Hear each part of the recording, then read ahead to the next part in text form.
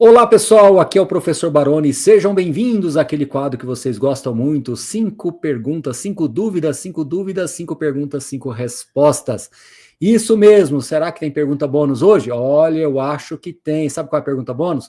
A gente vai falar o que eu acho de fundos residenciais. Então fique comigo até o final do vídeo para que vocês possam chegar até a pergunta bônus. Mas antes disso, eu quero compartilhar com vocês em primeiríssima mão uma grande novidade. FII Experience 2025, no dia 22 de outubro, tá chegando aí, pouco mais de um mês, no Cubo Itaú, em São Paulo. O maior evento de fundos imobiliários do Brasil está logo chegando aí, para que a gente possa reunir investidores, gestores, né, pessoas que realmente falam sobre o mercado de fundos imobiliários. É uma experiência, o nome não é à toa, realmente é uma experiência onde a gente respira ali fundos imobiliários. Vamos falar sobre fundos imobiliários durante todo o dia 22 de outubro, agora de 2025. E para que você possa acessar em primeiríssima mão, tem um canal de transmissão no meu Instagram, que eu vou deixar o link disponível aqui para vocês, para que vocês possam, então, acessar essas informações assim que elas forem disponibilizadas e vai fazer a inscrição do evento, tá bom? Então a gente se encontra lá no FII Experience, dia 22 de outubro, no Cubo Itaú, em São Paulo. Vamos então para as nossas perguntas. Vamos para a primeira pergunta. 5 perguntas sobre fundos imobiliários, direto lá do Renan Mariano, ponto defesa pessoal. Pergunta número 1, como você vê os fundos de escritórios a longo prazo? Uma pergunta interessante. Vocês sabem que os fundos de escritórios já representaram praticamente 2/3 do mercado há uns 15 anos atrás. E eles vieram perdendo um pouco de espaço para os fundos de logística, fundos de papéis, fundos de shoppings. Então, hoje, eles são muito menos representativos. Então, acho que vai continuar existindo fundos de escritórios, mas menos representativos dentro do mercado de fundos imobiliários como um todo. Então, essa é a primeira questão que eu falo aqui. A segunda questão é que eu falo que eles ficaram cada vez mais concentrados realmente nos principais eixos da cidade de São Paulo. Continuo acreditando que pode ter alguma coisa no Rio de Janeiro, ou até fora ali do estado, ou da região sudeste, mas assim, muito pouco mesmo, uma coisa muito incipiente. Então, eu acho que vai ficar cada vez mais concentrado naqueles ativos que eu vou chamar assim, ativos mais óbvios, ativos que o mercado já está mais acostumado ali nesse miolinho, né, nessa região primária de São Paulo, né? Agora, o que eu acho que também é um caminho quase que sem volta é esse modelo plug and play, né? Que é um modelo que facilita bastante a troca de locatários, a captação de novos contratos e a troca de locatários eventualmente. Porque esse modelo plug and play, ele é quase que um híbrido ali entre um contrato típico e um contrato atípico, porque você já deixa um escritório pré-formatado para que aquela empresa possa ocupar. É algo mais prático, algo que tem realmente revolucionado o mercado de escritórios, né? Antigamente os escritórios eram vendidos e negociados praticamente sem nenhum tipo de recheio, né? E esses recheios passaram a ser financiados pelos próprios fundos, pelos próprios proprietários, né? Através de um mecanismo chamado de allowance, que é você destinar uma verba para que o locatário possa fazer todos os investimentos ali. Só que agora a gente está numa outra fase, que é o próprio fundo já fazer esse financiamento, né? Já fazer esse investimento. Obviamente o valor do aluguel fica mais elevado para compensar esse investimento, mas por outro lado você tem um fator muito mais prático. Então eu acredito que o futuro dos fundos de escritórios serão cada vez mais direcionados para esse modelo de plug and play, tá? Que é uma facilidade bastante interessante.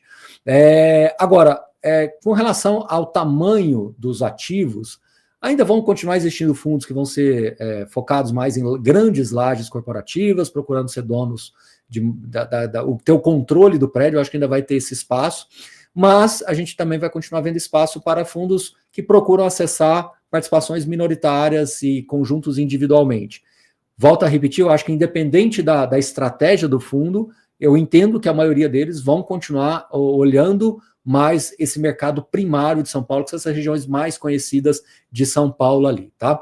Mas, obviamente, que pode acontecer um negócio aqui, outro ali, mas bem menos provável do que você ver um galpão logístico, um shopping center sendo comprado, vendido Brasil afora, né? Regiões norte, nordeste, sul, sudeste, centro-oeste, isso no mercado de shoppings, logística, renda urbana, cada vez mais comum, mas no setor de escritórios, cada vez menos comum, tá bom? É isso, Renan. Vamos para a nossa pergunta número 2 agora do Brito Isaac. Baroni, o IRDM11 se tornará um hedge fund? Quase a mesma coisa que aconteceu com o BCFF? Vamos com calma, Brito. Pelo menos até este momento, a gente não tem esse fato relevante que vai convocar uma nova assembleia para aprovar, ou potencialmente aprovar, essa incorporação entre o IRDM e o IRIM. Isso deve acontecer nos próximos dias, nas próximas semanas, né? A própria live de gestão da Iridium, que eles fazem sempre ali regularmente, né, todos os meses, já apontou que isso deve acontecer nos próximos dias, nas próximas semanas. Então, a partir do momento que isso acontecer, ainda teremos que ter 25% em quórum qualificado para aprovar essa mudança. Daí sim pode-se dizer que o Iridium se tornaria um hedge fund ao estilo que aconteceu com o BCFF11 em direção ao BTHF11. Então o BCFF11 deixou de existir porque ele passou a ser composto apenas pelo BTHF11, ou seja, houve ali uma incorporação, uma fusão entre os dois fundos. O mesmo caso, se aprovado numa assembleia, que potencialmente deve ser convocada nos próximos dias, ainda assim teríamos que passar por essa aprovação, e aí o IRDM se tornaria um hedge fund. O que quer dizer isso na prática? O hedge fund ele tem mais liberdade regimental, ou seja, você tem ali um regulamento, um regimento que é mais amplo, permitindo que você acesse uma amplitude, né, maior de operações imobiliárias e não puramente CRIs e fundos imobiliários. Você poderia acessar desenvolvimento, enfim, outras subestratégias dentro do mercado imobiliário, tá certo? Então, mais objetivamente, sim, é possível, depende de aprovação, e sim, seria o equivalente a acontecer com o BCFF e BTHF. Pergunta número 3 do procurador, sublinha Roberto CF. A emissão de cotas não dilui o cotista? Uma pergunta. Então, por que dizem que é favorável aos cotistas? Vamos lá, uma pergunta interessante que daria até para fazer um vídeo aqui, eu vou tentar ser o mais objetivo possível. Essa palavra diluição acabou sendo usada de uma maneira, assim, eu diria, pouco didática, tá? Porque, vamos lá, você tem basicamente dois tipos de diluição que podem ocorrer e não necessariamente irão ocorrer. Qual é a primeira diluição? A diluição de participação. Então, você tem 1% de um fundo imobiliário, ele faz uma nova emissão que dobra de tamanho e você não exerce. Ou seja, você não tem mais 1% do fundo e passaria a ter 0,5%. Esse é o primeiro ponto, tá?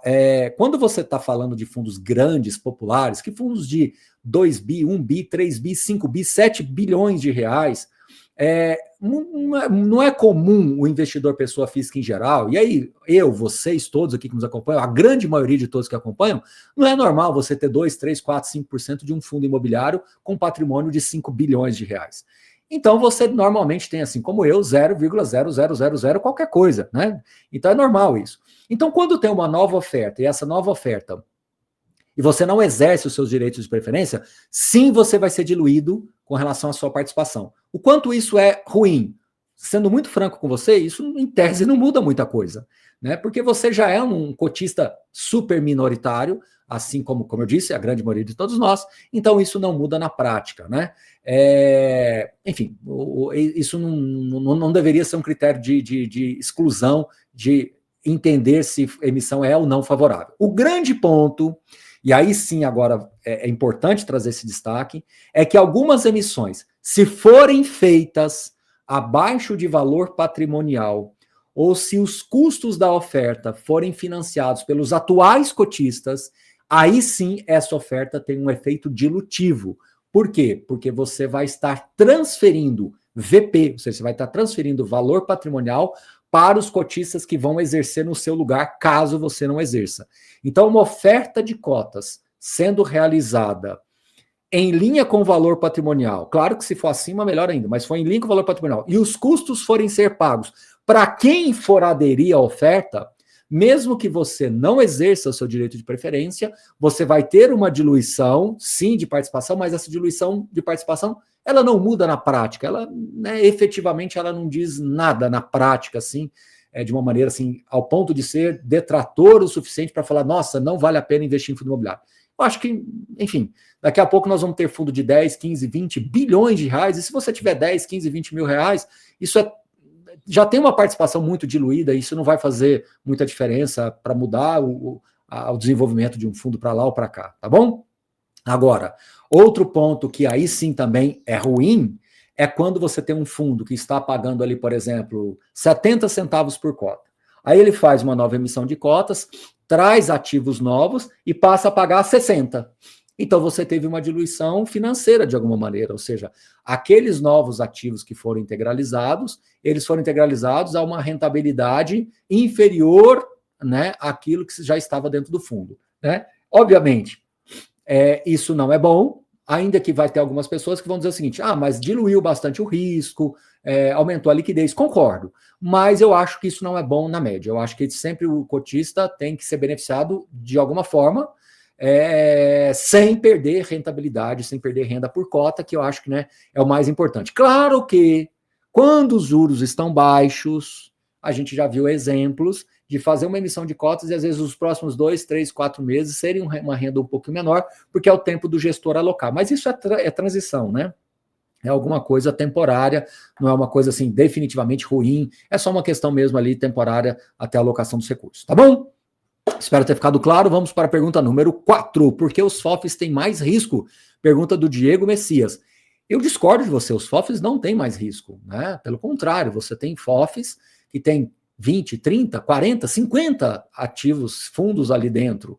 Por que eles teriam mais risco? Alguns FOFs, inclusive, têm CRIs também. Por que eles teriam mais riscos do que um fundo normal? O que pode acontecer no FOF é você ter uma alocação de alguns ativos que eventualmente você não goste. Então você tem um FOF, ele tem lá 20 ativos, 30 ativos, e talvez 10 dele você fala, nossa, esses 10 eu não investiria se eu fosse comprar diretamente. Isso pode acontecer, mas isso não é mais risco, talvez seja só um desalinhamento de expectativas, alguma coisa nesse sentido. Tá bom, Diego? Pergunta número 5. O Ravik Gontijo, uso uma planilha de pesos para recomendar a alocação. É uma boa maneira? Tendo em vista que os meus ativos já foram definidos antes, sei que estão bem saudáveis. Que bacana essa pergunta do Ravik Gontijo. Eu acho que sim, é uma boa maneira. Eu acho que é uma forma que você tem de criar uma certa automação nas suas tomadas de decisões, ou seja, você acaba decidindo com muito mais tranquilidade e objetividade, tirando critérios muito subjetivos e trazendo para critérios mais objetivos. Ou seja, você tem uma planilha que tem pesos, normalmente esses pesos, pensando aqui, né? Você não detalhou o que é, mas eu estou pensando. Esses pesos eles podem ter mínimo e máximo, e uma média que você gosta de manter equilíbrio, e esses pesos eles vão dizer com base no seu preço de compra e com base no seu valor de mercado.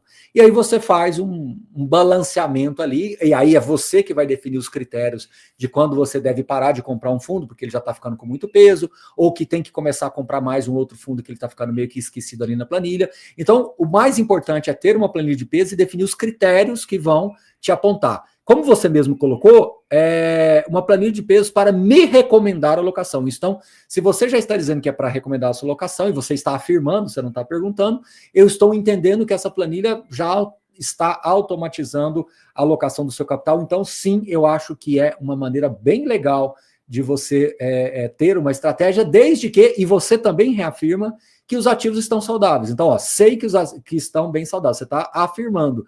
Então, você tem uma carteira saudável, você tem ali fundos que você está alinhado à sua decisão de investimentos, que está alinhado às suas premissas, você gosta, acompanha, tudo certo. E para manter um equilíbrio entre eles, você usa uma planilha de, vamos chamar de recomendação, ou talvez de orientação, de alocação, né? Mas eu gosto muito dessa estratégia sim, Ravi, que eu acho que funciona bem. Pergunta bônus! A pergunta bônus é do TC Clothing Loja. TC Clothing Loja. O que você acha de FII residencial? Você acha que essa tese tem futuro? Olha, eu vou ser muito objetivo. Eu vou responder aqui de duas formas. Sim, eu acho que tem futuro, o mercado americano cresceu bastante. Se esse mercado, se os gestores encontrar a veia de crescimento, a avenida de crescimento, eu acho que o residencial pode crescer muito, muito, muito exponencialmente. Você tem um mercado amplo, Brasil afora, embora também, assim como eu falei lá de Lages, você tem um mercado mais restrito ali de estúdios, que nessas regiões primárias de São Paulo tendem a ser mais atrativos. Então, sim, existe um grande futuro, mas eu não acredito que isso vai acontecer. Agora é a outra versão da resposta. Eu não acredito que isso vai acontecer no curto, médio prazo. Baroni, você acha que daqui 10 anos vão ter um monte de fundo residencial com bilhões e bilhões? Não. E daqui 15? Talvez. E 20? Aí já é um pouco, talvez, mais provável. Em outras palavras, eu acho que a grande maioria de todos nós aqui não vai vivenciar na plenitude essa experiência de ter grandes e grandes fundos residenciais, como a gente tem hoje de logística, de recebíveis, de shoppings. Eu acho que vai demorar muito para isso acontecer no residencial. Então, eu acredito, acho que é possível, mas eu acho que nós estamos bem distante disso acontecer, tá bom? Por falta de gestores especialistas nesse tipo de mercado e por falta de mercado mesmo, ou seja, o mercado residencial no Brasil ele é extremamente pulverizado. E eu acho que, no final das contas, o item mais detrator na estratégia é a última linha, ou seja, o aluguel residencial no Brasil não é, pelo menos não tem sido um aluguel muito elevado do ponto de vista de yield.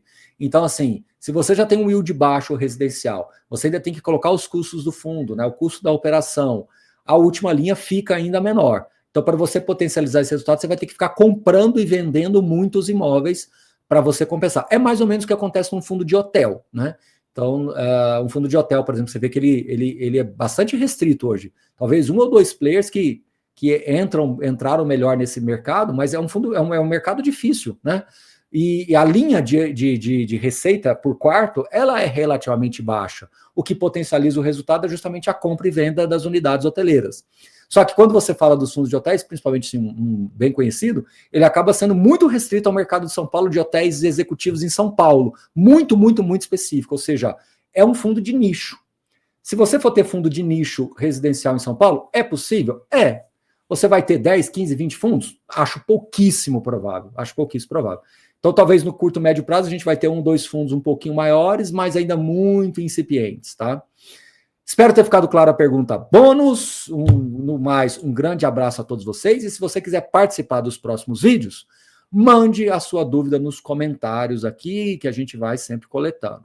E eu quero lembrar novamente, vou até voltar aqui, ó. Lembrar novamente que vou disponibilizar aqui na minha lista aqui do Instagram um link para que vocês possam ficar atentos ao maior evento de fundos imobiliários do Brasil, o nosso FIA Experience, que acontece agora, dia 22 de outubro de 2025, lá no Cubo Itaú, em São Paulo. Tá bom? A gente se vê no evento e espero que você tenha gostado aqui do nosso bate-papo de hoje dos 5 dúvidas. No mais, um grande abraço, até a próxima e valeu!